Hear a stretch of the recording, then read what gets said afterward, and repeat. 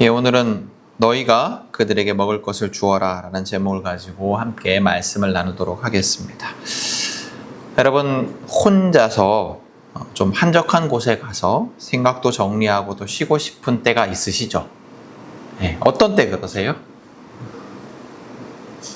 지쳤을 때. 예, 맞아요. 예, 저도 지금 그래요.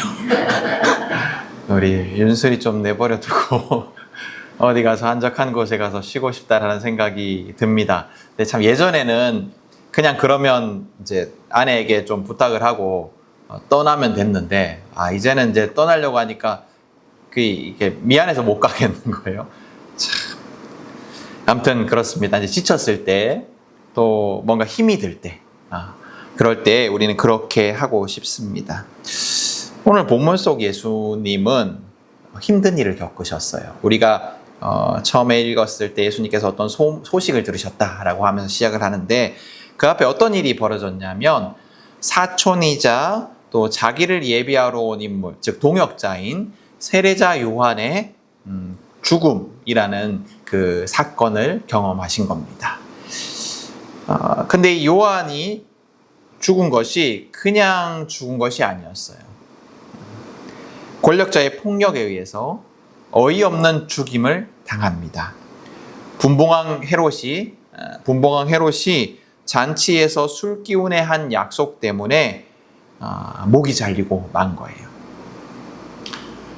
정당한 절차도 없이, 변명할 기회도 없이, 절대 납득할 수 없는 이유로 맞이한 억울한 죽음이었습니다. 예수님은 이 동역자 그리고 사촌 세례자 요한의 죽음에 대한 소식을 듣고 마음이 많이 힘드셨던 것 같아요.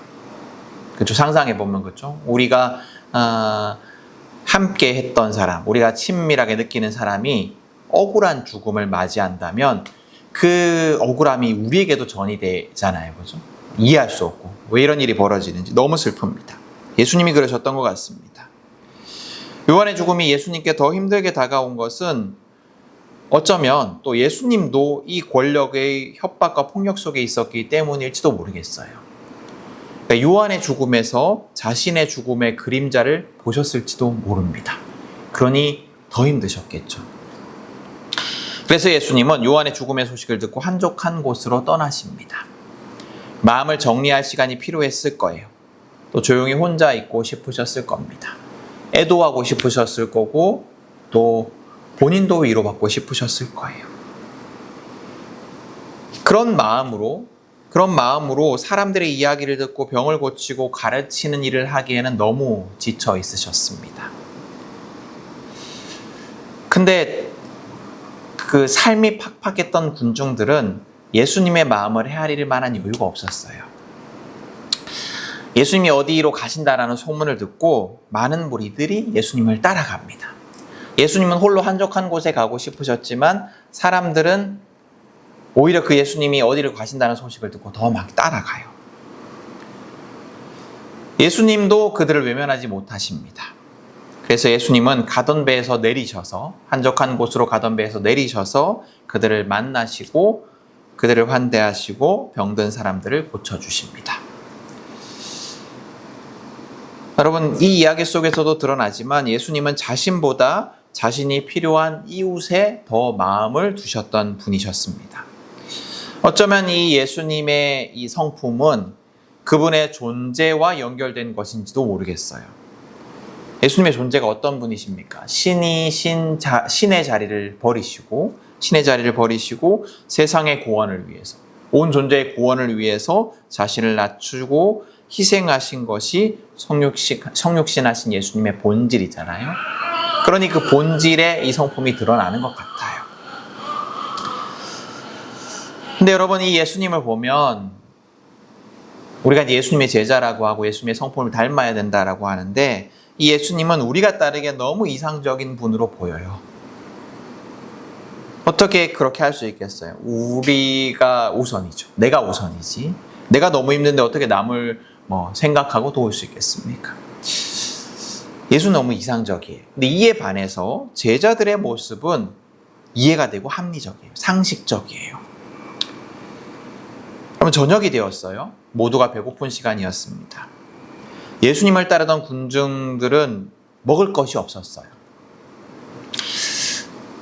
왜 먹을 것이 없었을까 생각해 보면 당시 로마 제국 치하의 그 이스라엘의 민중들은 극심한 가난에 시달리고 있었습니다. 그러니까 상대적인 가난이 아니라 대부분의 사람들이 기아선상에 있었습니다.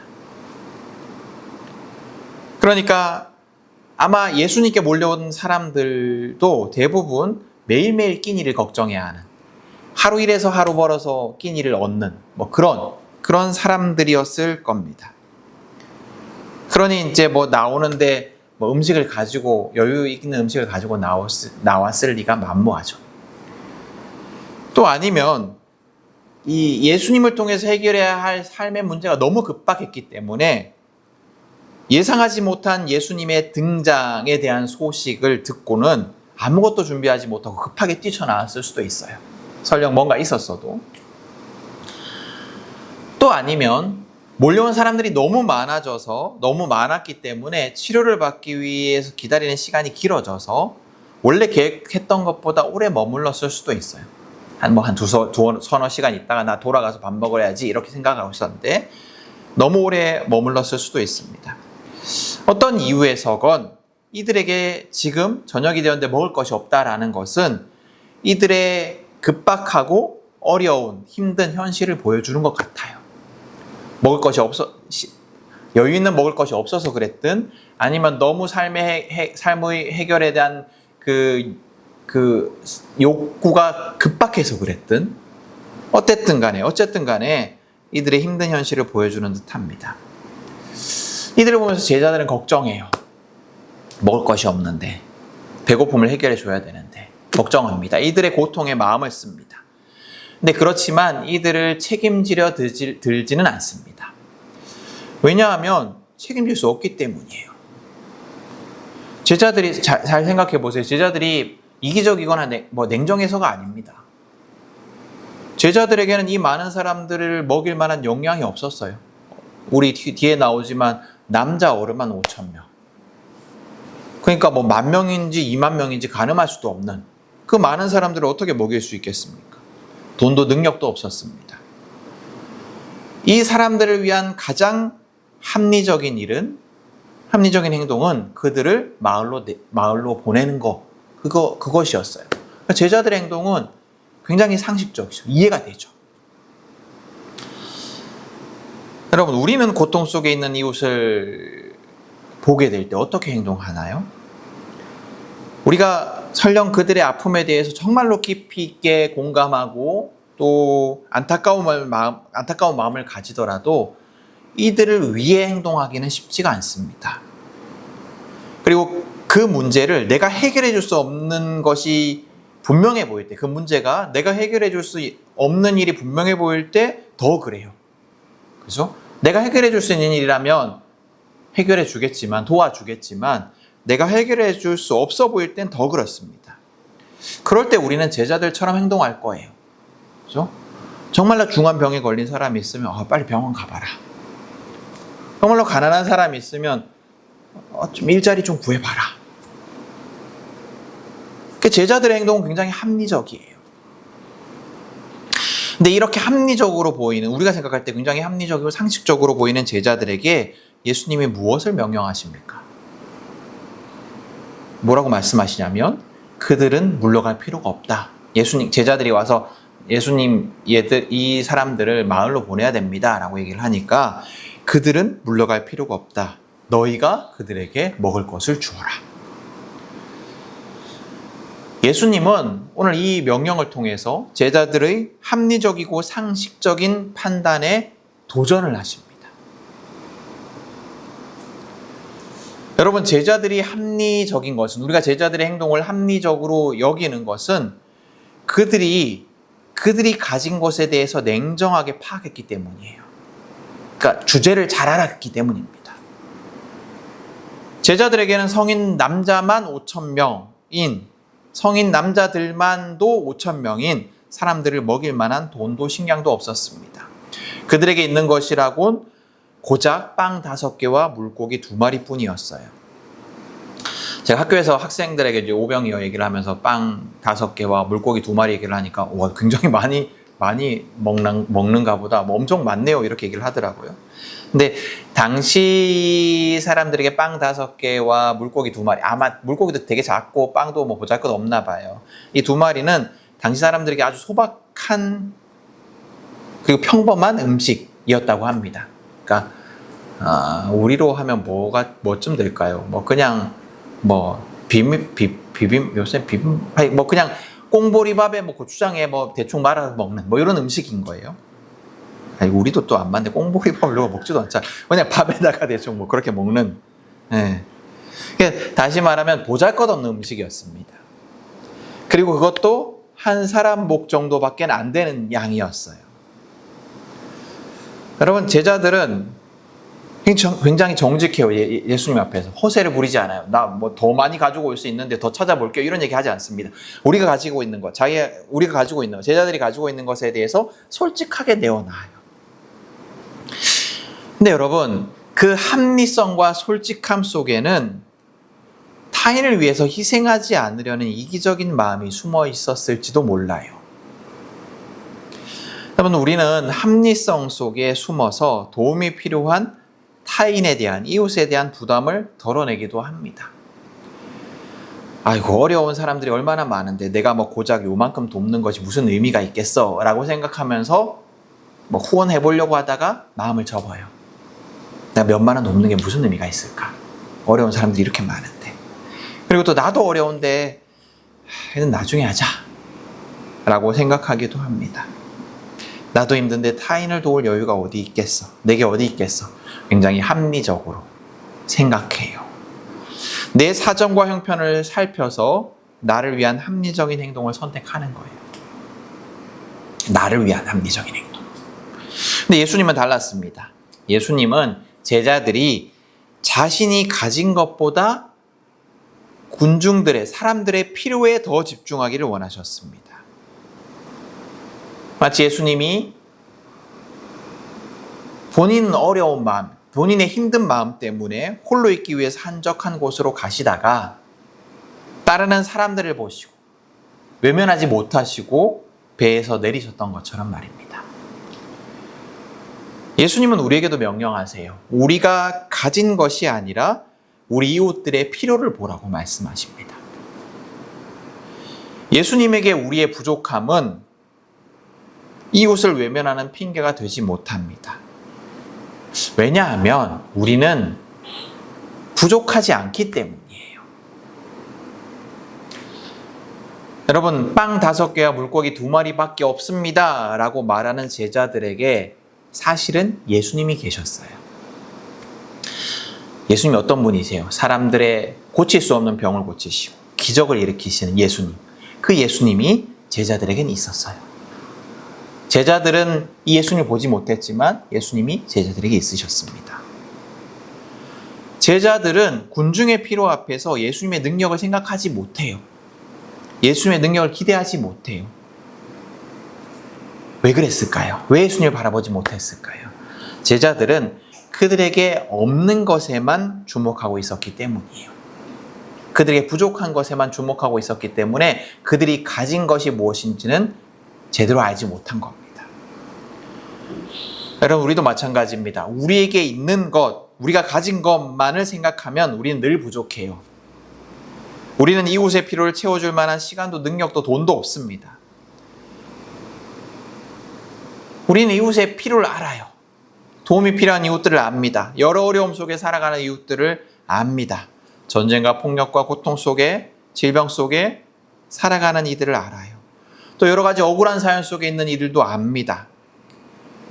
가깝고 먼 곳에 있는 이웃들에 대해서 우리가 알아요. 오늘 우리 기도 시간에도 말씀드렸지만 먼 이웃, 그런 먼 이웃들도 알고 또 우리가 생활하면서 만나는 여러 가까운 어려움 속에 있는 이웃들도 압니다. 그들의 필요를 알아요. 그리고 사람만 이웃이 아니죠. 예수님이 말씀하신 이웃 속에는 고통받는 모든 존재들이 있습니다. 모든 존재들이 다 우리에게는 이웃입니다. 우리는 이 이웃들의 필요를 채워줄 만한 능력이 부족해요. 필요는 너무 많고 우리 주변에 필요한 이들은 너무나 많고 우리가 가진 것은 너무 적습니다. 우린 그렇게 생각해요. 근데 정말 그럴까요? 정말 우리가 가진 것이 없을까요? 예수님은 이어서 말씀하십니다. 그들이 갈 필요 없다라고 말씀하신 다음에 이어서 말씀하십니다. 너희가 예수님은 사람들의 필요를 해결해 줄 이들이 누구냐? 너희다라고 말씀하세요. 내가 아니라 너희다. 예수님은 직접 문제를 해결하지 않으시고 제자들의 행동을 촉구하십니다. 앞서 제가 정말 우리가 가진 것이 없을까요? 라고 질문 드렸어요. 그러면 이제 신실하신 분들은, 믿음이 좋으신 분들은 이렇게 대답하시겠죠? 우리에게는 하나님이 계십니다. 라고 대답하실 겁니다. 자, 그러면 우리에게 하나님이 계세요? 그 다음 우리가 할 행동은 뭐예요? 우리가 하나님이 계시면 우리는 뭘 해야 될까요? 기도겠죠? 하나님께 구하는 거, 기도겠죠. 근데 여러분, 이 기도와 믿음은 우리가 아무것도 하지 않아도 된다는 핑계가 되기도 해요. 하나님이 다 하시겠지, 하나님이 하실 겁니다 라는 말은 언뜻 굉장히 믿음 좋아 보이는 말처럼 들리지만 사실은 무책임한 말이기도 합니다. 특히나 이웃 사랑에 관해서는 말이에요. 우리는 기도를 핑계로, 하나님의 일하심을 핑계로 아무것도 하지 않습니다. 소극적으로 행동합니다. 인내와 기다림으로 포장합니다. 하나님 언젠간 그들을 도와주시겠지. 도전하지 않고 행동하지 않습니다. 하나님의 일하심을 기다린다는 명목으로, 핑계로. 이렇게 우리는 점점 더 은혜의 소비자가 되어갑니다. 기도라는 대가를 지불하고 본인은 아무것도 하지 않으면서 하나님이 제공하시는 서비스를 기다리는 거예요. 우리 식당에 가면 내가 돈을 지불했으니까 식탁을 스스로 치우지 않잖아요. 그죠? 당연히 치울 것을 기다립니다. 그러는 것처럼 하나님의 서비스를 기다리는 소비자가 되는 거예요. 그러나 여러분, 하나님은 우리가 은혜의 소비자로 있기를 원하지 않으십니다. 내가 가진 것이 적더라도, 보잘것없더라도, 실제로 그렇더라도 그것을 가지고 타인을 위한 삶, 이웃을 위한 삶, 다른 존재를 위한 삶을 도전하기를 원하십니다. 그럴 때야 우리는 기도만 그치는 것이 아니라 그렇게 행동할 때야, 도전할 때야 우리는 나를 통해 일하시는 하나님의 놀라운 능력을 경험할 수 있습니다. 자, 예수님이 너희가 라고 말씀하셨어요. 그 다음에 뭐라고 말씀하시냐면 그들에게 먹을 것을 주어라 라고 말씀하십니다. 이 주어라 라는 단어가 또 어디에서 사용됐냐면 예수님께서 기도를 가르치실 때, 우리가 흔히 말하는 주기도문을 가르치실 때 이 단어가 또 사용이 됩니다. 어떻게 사용이 되냐면 예수님께서 우리에게 이제 기도할 때 일용할 양식을 주시고라고 가르치시거든요. 그 주시고라고 할 때 일용할 양식을 주시고라고 할 때 이 주어라라는 단어가 똑같이 사용이 돼요. 네, 여러분, 주기도문 할 때 우리가 일용할 양식을 주시고라고 기도할 때 이 구함은 이렇게 기도하지 않으면 하나님께서 일용할 양식을 안 주실까 봐 하는 기도가 아닙니다. 조르는 기도가 아니에요. 기도해야 주시기 때문에 우리가 일용할 양식을 늘 하나님께 구하라고 말씀하시는 것이 아니에요. 이 기도는 뭐냐면 하나님이 매일매일 우리에게 필요한 것을 주시기 때문에 그 선하심을 신뢰하기 때문에 하는 기도입니다. 하나님이 매일매일 우리에게 은혜로 채워주실 것을 믿기 때문에 하는 기도가 일용할 양식을 주시고라는 기도예요. 여러분, 하나님이 구약 성경에 보면 하나님이 광야에서 이스라엘에게 매일매일 만나와 메추라기를 주셨어요. 그죠? 그런 것처럼 하나님은 지금도 하루하루 우리에게 필요한 만큼의 은혜를 주십니다. 우리의 하루의 필요를 이렇게 신실하게 채우시는 하나님은 우리도 세상에 그런 존재가 되기를 원하세요.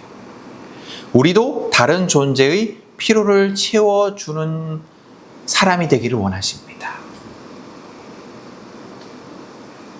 대단한 일을 하라는 것이 아니에요. 하루의 필요만 채워주면 됩니다.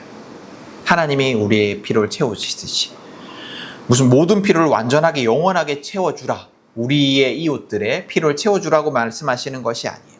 하루의 필요만 채워주면 된다.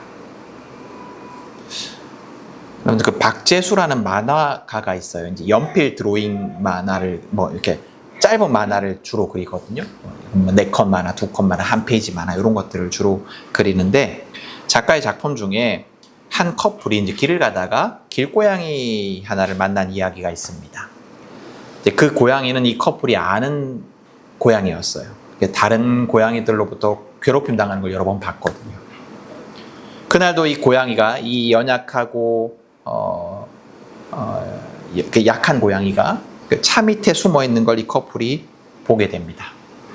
겨울이었어요. 커플 중에 하나가 이야기를 해요. 먹을 거 있어? 얘 고양이 주고 싶어서 그런 거죠. 그러자 다른 이가 대답을 합니다. 아니, 없는데. 추운데 오늘은 그냥 가면 안 돼? 그러니까 지금 너무 추우니까 다음에 보면 주자 라고 얘기를 합니다. 그러자 하나가 다시 이야기를 해요. 사오자. 얘는 이게 마지막 식사일지 모르잖아. 이 작품의 제목이 뭐였냐면 항상 그런 마음으로입니다. 항상 그런 마음으로. 항상 이 고양이를 향한 마음을 잊지 말고 누군가를 대하자. 이런 주제인 것 같아요. 근데 여러분, 이 이야기는 감동적이죠. 되게 감동적이죠. 근데 예수님의 가르침과는 차이가 있어요. 너무나 감동적이고 우리가 품어야 하는 마음이긴 하지만 예수님의 가르침과는 차이가 있습니다. 예수님은 우리가 인간이 고양이에게 먹을 것을 주듯이 다른 위치에서 시혜를 베풀듯이, 뭔가를 베풀듯이 필요를 채워주라고 명령하는 것이 아닙니다. 우리도 하루하루 필요의 체험을 받는 은혜를 경험하는 존재로서, 하나님의 은혜를 매일매일 우리도 똑같이 경험하는 존재로서 다른 존재의 필요를 채워주라는 거예요. 똑같은 존재로서. 내가 매일매일 살아가면서 하나님께서 이렇게 은혜를 주시는데 그 은혜를 입은 자로서 타인을 도우라는 거예요. 또 오늘 이야기는 성찬식을 떠올리게도 합니다. 굉장히 노골적이에요. 오늘 이야기를 보면 성찬식을 그냥 기억하게 해요. 어떻게 예수님께서 하시냐면 빵과 물고기를 드시고 들어서 하늘을 바라보시고 축사하십니다. 축복 기도를 하시고 떼어주십니다. 우리 성찬식에 늘 제가 낭독하는 구절이 뭐예요? 예수님께서 빵을 드시고 축사하시고 떼어주셨잖아요. 그죠? 그러니까 성찬식을 의도적으로 기억하게 하는 행동이에요. 여러분, 우리 교회는 매달 성찬식을 합니다. 성찬식에 우리는 빵과 포도주로 상징되는 매일의 평범한 음식을 나누어요. 예수님은 우리의 결핍을 채우시기 위해서 스스로 이 먹을거리가 되셨어요. 빵과 포도주가 되셨습니다. 성찬을 통해서 계속해서 반복적으로 우리의 필요를 채우신 예수님을 기억하는 우리는 예수님처럼 타인을 위한, 다른 존재를 위한 성찬이 되어야 합니다. 필요를 채워주는 존재가 되어야 해요. 제자들은 이 예수님의 도전의 명령에 순종합니다. 그러자 놀라운 일이 벌어집니다. 그 자리에 모인 수많은 사람들이 배불리 먹는 잔치가 벌어진 거예요. 앞서 세례자 요한의 죽음도 잔치 자리였거든요. 힘이 있는 이들은 궁중에서 모여서, 화려한 궁전에 모여서 죽음의 잔치를 벌였지만 예수님은 들판에서 고통받는 수많은 사람들의 필요를 채우고 희망을 주어 생명을 살리는 잔치를 벌이신 겁니다. 여러분, 우리는 우리가 생각하는 것보다 훨씬 많은 것을 가지고 있습니다. 풍성하신 하나님이 우리와 함께 하십니다. 우리의 매일의 필요를 채워주시는, 신실하게 영원히 채워주시는 하나님이 우리와 함께 계십니다. 그러나 그럼에도 불구하고 우리가 우리의 필요와 결핍을 바라보고 있으면, 우리의 결핍만 바라보고 있으면 우린 늘 부족해요. 늘 여유가 없어요. 우리의 필요와 결핍만 바라보고 있으면 우리가 많은 것을 가지고 있다는 것을 절대 알 수가 없습니다. 그러면 언제 우리가 가진 것이 실제로는 풍성하다는 것을 경험할 수 있을까요? 우리가 가지고 있는 것을 정말 깨달을 수 있을까요? 타인의 필요를 채우기 위해 우리가 도전할 때 경험할 수가 있습니다. 타인의 필요를 위해서 행동할 때 우리가 가진 것의 풍성함에 놀라운 일들이 벌어집니다. 그곳에 모였던 사람들의 숫자에 비하면 터무니없을 정도로 적은 빵 5개와 물고기 2마리로 놀라운 일을 예수님께서 행하신 것처럼 보잘것없는 우리를 통해서, 우리가 가진 것들을 통해서 놀라운 일이 벌어집니다. 여러분, 그날 그 들판에서는 성인 남자만 5,000명이 넘는 수많은 사람들을 배불리 먹이고도 남은 조각이 12광주리에 가득 찼습니다. 우리의 작은 도전은 그저 누군가의 허기를 간신히 달래고 끝나지 않습니다. 하나님은 우리의 상상을 뛰어넘어서 모두를 살리고도 12광주리를 남기세요. 여러분, 대단한 것이 없어도 됩니다. 우리에게 대단한 것이 없어도 돼요. 대단한 믿음이 없어도 됩니다. 그저 이웃을 향한 마음과 도전만 있으면 됩니다. 예수님의 이 명령에 순종할 만한 그 정도의 마음만 있으면 됩니다. 매일매일 우리의 필요를 채우시는 하나님의 은혜로 살아간다. 우리가 매일매일 하나님의 은혜로 살아간다라는 자각만 있으면 됩니다. 작은 것으로 도전할 때 놀라운 일이 벌어집니다. 여러분, 하나님은 우리가 다른 존재를 위한 도전의 삶을 살기를 원하십니다. 우리가 도전해야 할 일이 무엇일까요? 우리는 누구를 위해서, 무엇을 위해서 용기를 내야 할까요? 한 주간 다른 존재의 필요를 위해서 도전하는 우리 모두가 될 수 있기를 소망합니다. 그러할 때 놀라운 일이 일어날 겁니다. 그러할 때 우리가 가진 것의 풍성함을 경험하게 될 것입니다. 그 놀라운 경험이 넘치는 우리의 삶이 되기를 간절히 축복합니다. 아멘. 우리 오늘 말씀을 기억하면서 함께 기도하도록 하겠습니다. 우리 주보에 있는 공동기도분들 함께 기도하겠습니다. 함께 기도합니다. 고통받는 이를 외면하지 않으시는 자애로우신 하나님, 우리에게 매일매일 필요한 만큼 끊임없이 부어주시는 은혜를 신뢰하며 다른 존재의 필요를 채우는 삶을 살게 하소서. 우리에게 있는 것을 보는 시선을 들어 다른 존재의 필요를 바라보는 시선을 주소서. 이웃을 위한 믿음의 도전을 통해 내게 있는 풍성함을 보게 하소서. 예수님의 이름으로 기도드립니다. 아멘. 오늘 말씀을 기억하며 함께 침묵으로 기도하도록 하겠습니다.